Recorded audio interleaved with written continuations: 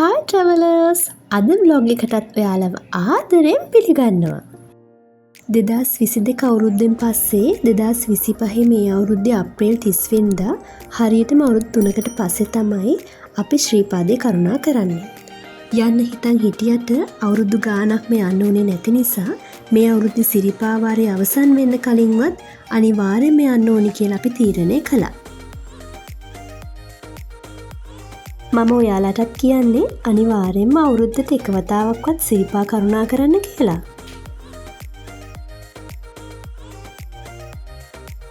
සිරිපා කරුණා කරන්න ගොඩක් පාරවල් තියෙනවනේ. හැටන් වලින් ශ්‍රීපාදේ කරුණා කරන්න අවිස්සාවේල හරහා තමයි අපි ගමන් ආරම්භ කරේ. බයික් එකේ අපි 3 දෙනා හරිම විනෝදයෙන් තමයි මේ ගමන ගියේ.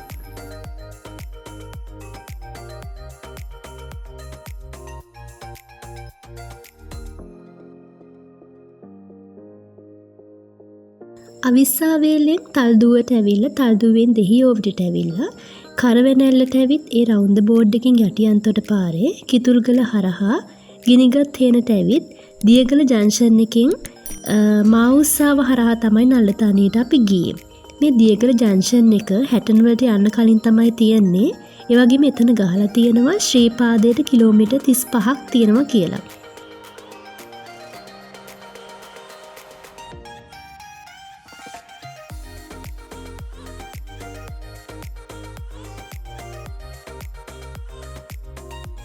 මේ පාර සුන්දරත්වයෙන් ගොඩක් අනූන වටපිටාවක් තියෙන පාරක්. මොකද සප්ත කන්‍යා කඳු වැටි වගේම ලක්ෂපාන දිය ඇල්ලත් මේ පාරේ යන අයට බලා ගන්න පුළුවන්.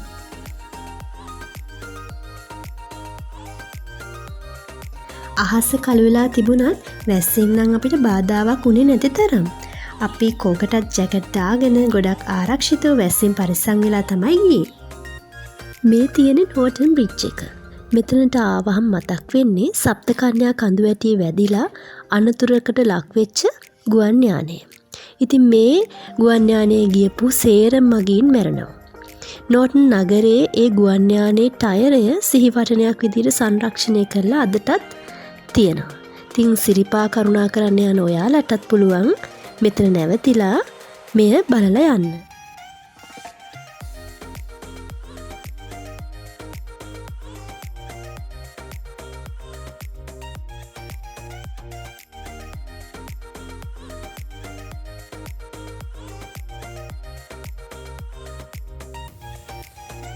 මේ පැත්තට ටිකක් වැහැලා වගේ ඔයාලට පේනවා ඇති. ඒත් අපිට වැස්ස නම් අහුනේම නෑ. බලන්නකෝ ලස්සන වටපිටාව මීදුමෙන් වැහිලා මුළු කඳුයායම හරිම ලස්සනට පේනවා.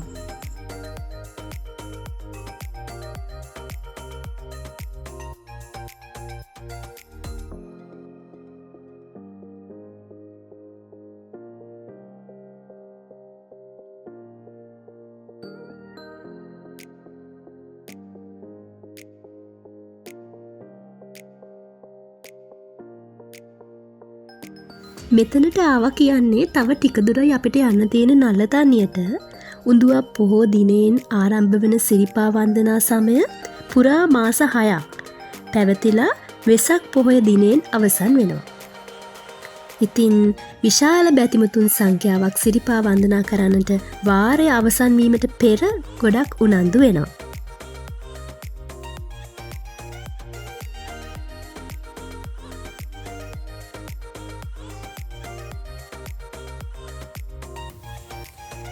මේ පාරායින ඔයාලට පේන්නේ මෝහිනී ඇල්ල හරිම ලස්සනට ඇදහැලෙන දිය ඇල්ලක් තමයි මේ.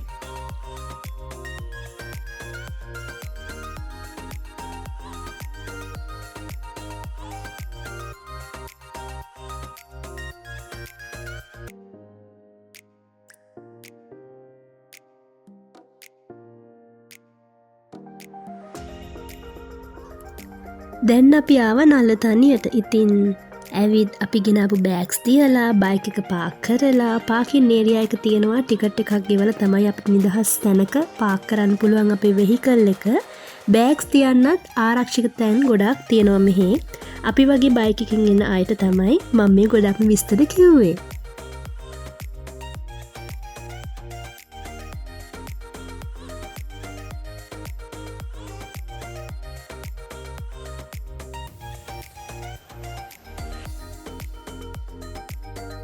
අපි මෙතන කඩයකින් අත්වලට දාන මේස් කන් වැහෙන දාන තොප්පි වගේ දේවල් අරගෙන බුදුන් වැඳලා සමන් දෙවියන්ගේ ආශිර්වාදය ලබාගෙන හවස 4ට තමයි හරියටම කරුණා කරන්න පටන් ගත්තේ.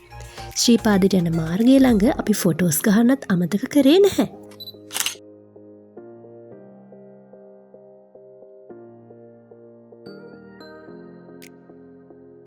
මේ වීඩියෝ එක බලන ඔයාලටත් මම කියන්නේ උඩට කරුණා කරන්න ගොඩාක් සීතල හින්දා ඒවටත් ගොඩාක් ලෑස්ති වෙලා එන්න කියලා.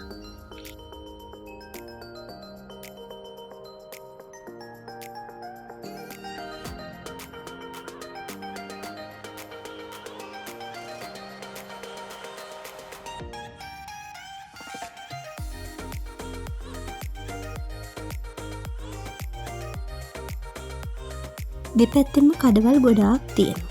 රස කැවිලි කඩවල් තියෙනවා, සෙල්ලම් බඩු කඩවල් තියෙනවා, ඒ වගේම තමයි ගමන් මහන්සිය නිවා ගන්න විවිධ දේවල් තියෙනවා මේ කඩවල් වල. අද ටිකක් සෙනගත් අඩුයි.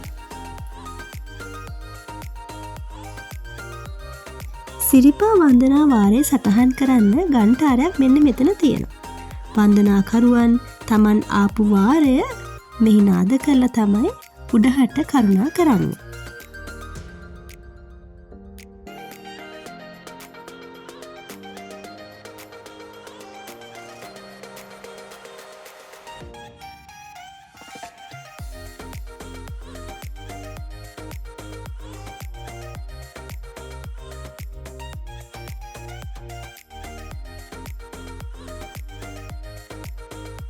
මේ තියෙන්නේ මකර තොරණ. මකර තොරණ හදලා තියෙන්නේ ශ්‍රීපාදයට විදුලිය ලබා දීම නිමිති කරගෙන.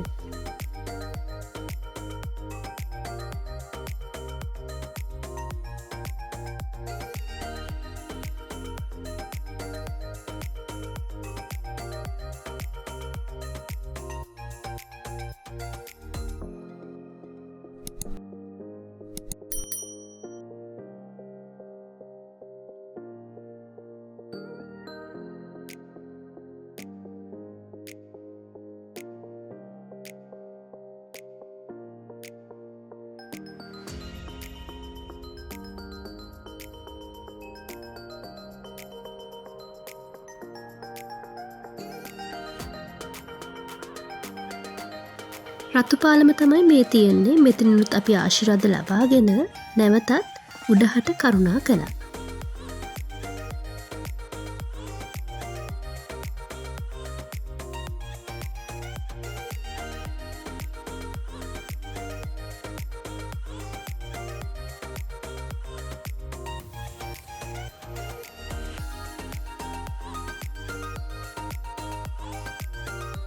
අර ඇතින් පේන්නේ දේඇලි ගොඩාක් එකතු වෙලා ඇදහැරෙනවා වගේ. ඒවට කියන්නේ ඇලි ගොඩ ඇලි කියලා. හරිම ලස්සනයි මේ ඇලි ඇදහැරෙනකොට.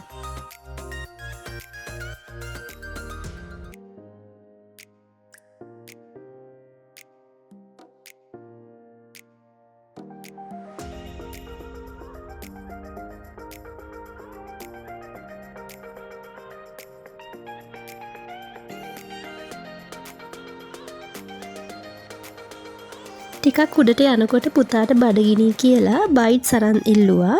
ඒවත් කකාම අපි කරුණා කළා.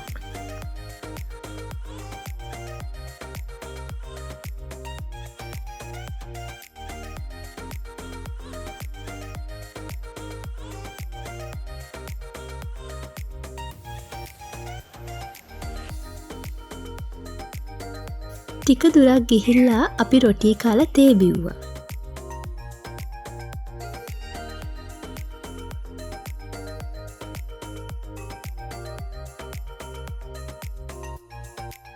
ඉතින් මන් දන්න විදිහට සිරිපාදේ කරුණා කරනකොට කට වරද්ද ගන්න නම් හොඳ නෑ.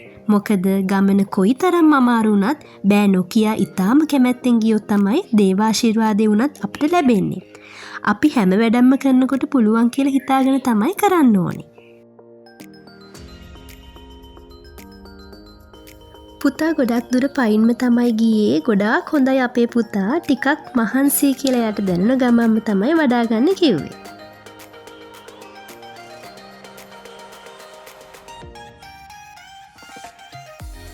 පුතා වඩාගෙන ආපු හින්දා හිතන් හිටපු විදිහට අපිට වීඩියෝ කරන්න බැරි වුණා. දන්නේම නැතුව සීත කඟුලට අපි ආවා. එතනදී සීත කඟුලෙන් මුහුණ හොදලා පිරිසිදු වෙලා ගෙන ආපු පාන්ඩු ටික ගැට ගහලා නැවතත් කරුණා කරන්න පටන් ගත්තා. දැන් ගොඩාක් කළුවර වැටිලා.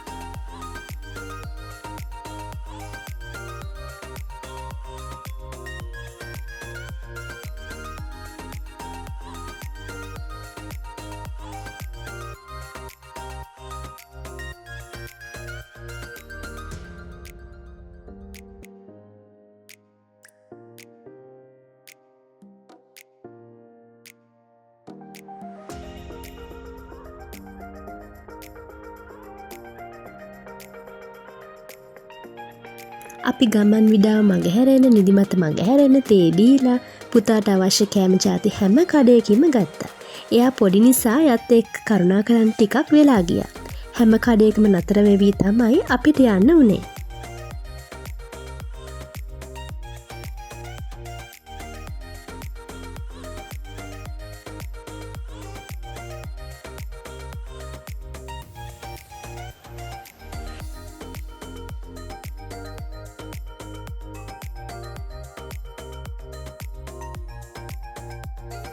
ඉන්දිකටු පාන තමයි මේ තියෙන්නේ. මෙතන මුලින්ම එන කෝඩු බැතිමතුන් වතාවත් කරලා තමයි සිරිපාදේ කරුණා කරන්න යන්නේ.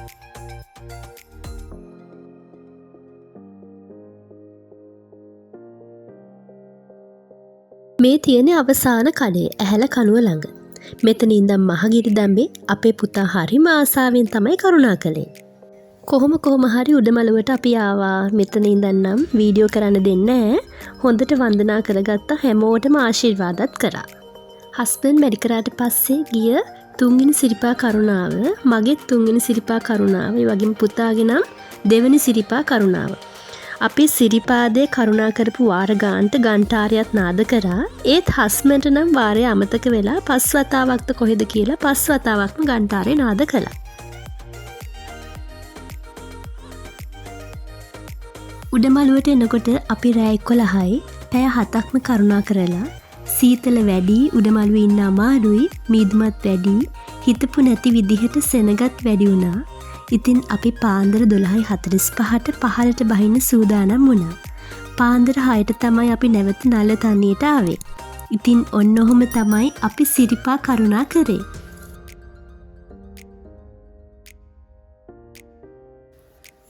මේ සිරිපාද වීඩියෝ එක ලස්සනයි නම් යාළුවන්ට බලන්න ෂෙයා කරන්න, කමෙන්ට් කරන්න, ලයික් කරන්න, අපේ travel for travel YouTube channel එක subscribe කරන්න. ඒ වගේම ඊළඟ වීඩියෝ එකත් අනිවාර්යයෙන්ම බලන්න bell icon එකත් click කරලාම තියාගන්න.